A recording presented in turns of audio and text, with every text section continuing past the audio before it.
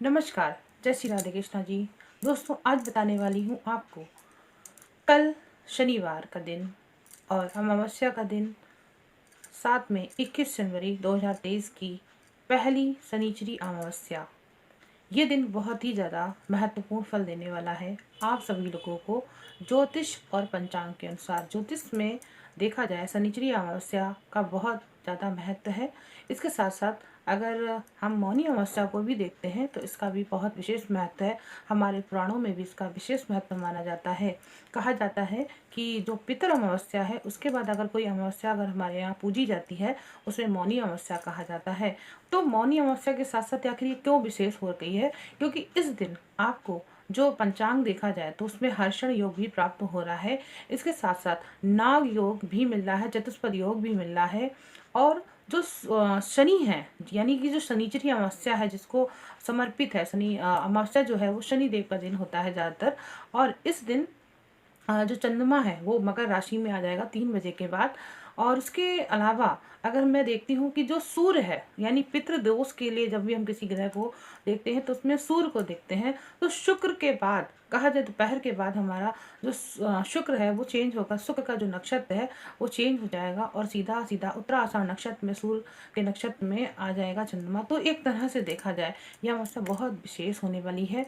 यदि आप चाहते हैं इस अमावस्या का फल आपको प्राप्त हो तो इसके लिए आपको कौन से उपाय करना चाहिए? बहुत सारे लोगों को पितृ दोष की बहुत परेशानी होती है, काल सर्प की परेशानी होती है, धन की परेशानी होती है। लेकिन एक उपाय करें जिससे सारी चीज़ें सही हो जाए। और फिर मौनी अमावस्या को आखिर हम किस तरीके से मनाएं ताकि ये मौनी अमावस्या हमें पितृ देव का भी आशीर्वाद प्राप्त करे, हमारी कुंडली में जो दोष है उसे भी समाप्त करे। तो मैं बताने वाली हूँ आपको कैसे, किस तरीके से आपको कोई पूजन करना चाहिए, या फिर आपको क्या ऐसा करना चाहिए, कौन सा उपाय कर लें जो घर के अंदर ज़्यादा पैसा भी ना खर्च हो और हमारा काम बन जाए।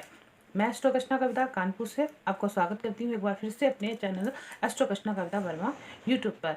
देखिए दोस्तों, पहली बात तो मौनी अमावस्या किसे कहते हैं याद रखिएगा। मौनी का मतलब होता है यानी मौन रहना चाहिए। मौन रहने के लिए हमें क्या करना चाहिए कि इस दिन चूंकि अमावस्या है तो पितरों का कार्यक्रम है।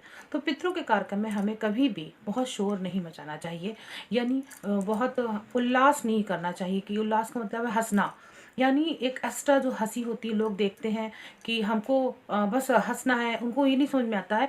यानी उपहास के रूप में कभी भी अपने पितरों को स्वरूप को नहीं लेना चाहिए कि ये सब एक मजाक है, ऐसा नहीं समझना चाहिए। मैं इस चीज़ का प्रमाण खुद कभी किसी दिन आपको बताऊंगी कि सच में अगर पितर होते हैं और अगर हम ऐसी स्थिति में ऐसा काम करते हैं तो क्या होता है। जैसे आपने बहुत सारे चीज़ें आपको पता होंगी, गूगल पे, यूट्यूब में बहुत सारी चीज़ें बताई जाती हैं कि इस दिन ऐसा नहीं करना चाहिए, ऐसा नहीं करना चाहिए। आखिर ये परहेज क्यों करना चाहिए?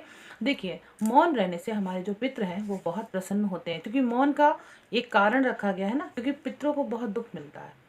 जब वो अपनी पितृ योनि में होते हैं तो उन्हें दुख मिलना होता है। उस समय उनका जो परिवार होता है अगर वो उनके साथ नहीं होता है और वो अपने परिवार को बहुत खुश देखते हैं तो उन्हें एक अतृप्ति भी होती है और किसी किसी को तृप्ति होती है। लेकिन जो व्यक्ति संतप्त नहीं हुआ है तो उसे तो अतृप्ति ही लगेगी ना। इसलिए इस दिन को आप अगर प्रातःकाल सूर्योदय से पूर्व उठिए और स्नान आदि के बाद पूजन पाठ करिए। आपको जल चढ़ाना है, पीपल के पेड़ में जल चढ़ाइए, तुलसी को जल चढ़ाइए, नीम के पेड़ को जल चढ़ाइए, अकौरे के पेड़ को जल चढ़ाइए। और हो सके तो भगवान शिव के मंदिर में जाकर वहाँ भी आप चंदन, अक्षत और तिल, जौ का प्रयोग करके दूध चढ़ाकर आप भगवान से प्रार्थना करिए। खीर जरूर बनाइएगा। खीर बनाने से आपके पितृ बहुत प्रसन्न होते हैं और भगवान भी बहुत प्रसन्न होते हैं। अमावस्या वाले दिन भी आप खीर बनाइए। और जो भी आपको सामान आपको दान करना है आप ब्राह्मणों को भी दान करिए। लेकिन इसके अलावा अगर आप, मैं कहूँगी कि आप किसी गरीब व्यक्ति को, यानी जो बहुत ही असहाय है, कोई लूड़ा लंगड़ा या इस तरीके से कोई व्यक्ति आपको मिल जाता है तो आप उसे भी ये चीज़ मतलब ज़रूर करिए उसके साथ। तो उससे उसका लाइफ भी बहुत अच्छा हो जाएगा और आपको आशीर्वाद प्राप्त होगा। अब मौनी अमावस्या पे ऐसा कौन सा मंत्र करना चाहिए जिससे करने से आपका जीवन भी सफल हो, आपके जो मार्ग में बाधाएं आ रही वो भी खत्म हो। देखिए, यदि आपकी कुंडली में काल सर्प योग हो तो आपको महामृत्युंजय मंत्र का प्रयोग जरूर करना चाहिए। इसको आप 108 बार किसी मंदिर में जाकर या अपने देव स्थान में जाकर, तीर्थ स्थल पर आकर या फिर गंगा किनारे आकर आप उसको मंत्र जप कर सकते हैं। और दूसरी, मान लीजिए किसी को काल सर्प के साथ साथ बहुत भयंकर जिसको कहा जाए पुत्र या संतान योग की हानि के ऐसे योग हैं, उनको नाग स्त्रोत का जरूर पाठ करना चाहिए। इसके अलावा पितृ अगर दोष है तो आपको कहीं न कहीं गरुड़ पुराण का आपको यहाँ पर आज के दिन ज़रूर ध्यान करना चाहिए। इसके अलावा आपको रुद्र सूक्त पढ़ना चाहिए, या फिर कहा जाए जो आपका लक्ष्मी सूक्त है उसे भी आप ज़रूर पढ़ सकते हैं। इससे आपके जो ग्रह दोष के कारण भी अगर आपके कुंडली में कोई योग खराब हो रहे हैं तो आपका वो योग ठीक हो जाएगा, आपको फल प्राप्त होगा, आपको धन धान्य भी प्राप्त होगा, आपकी नौकरी में भी चीज़ें सही होंगी, घर में जो कलेश हो रहा है वो आपका ख़त्म हो जाएगा। और जो भी आप किसी को मतलब दान करते हैं तो उसमें आप स्वैच्छिक करिए जो भी आपको करना है, और इस दिन तिल का प्रयोग अवश्य करिएगा।